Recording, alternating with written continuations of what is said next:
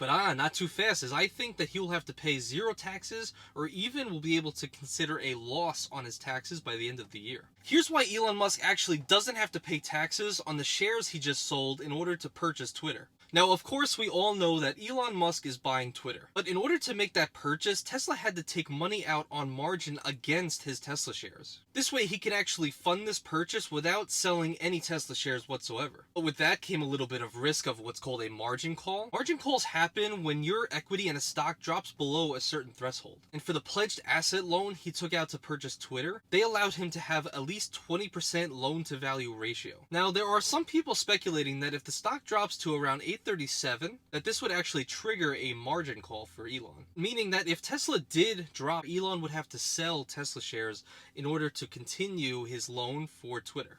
So with all of this risk in the background, I guess Elon Musk has been a bit proactive in getting ahead of this. Because as we saw recently, Elon Musk sold about $10 billion worth of Tesla shares in the last 2 weeks. Which leads people to believe that Elon Musk is now going to have to pay taxes on the $10 billion worth of shares sold. But not too fast, as I think that he'll have to pay zero taxes or even will be able to consider a loss on his taxes by the end of the year. Here's how.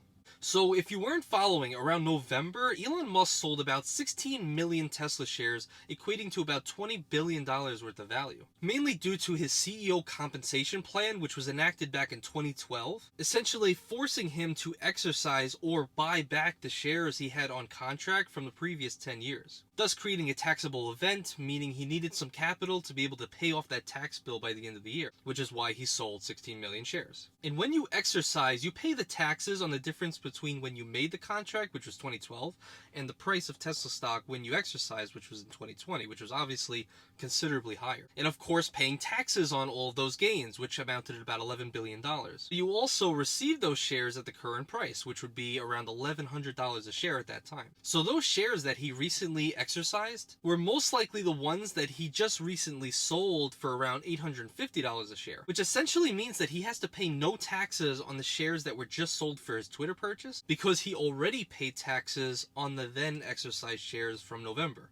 And it's very possible that those shares that he exercised for around $1,100 a share and that he recently sold for around $850 a share, that he would actually be able to put it as a loss on his tax statement at the end of the year, which would probably equate to about $1 to $2 billion in tax savings. But of course, we don't have all the information yet. This is just what we have right now. But I'll be sure to keep you guys completely up to date on what happens next. But as always, it's going to be very, very interesting. And let me know in the comments below what you think of all of this, or if you have any more information to add to this. But as always, thank you so much for watching, and I'll see you in the next one.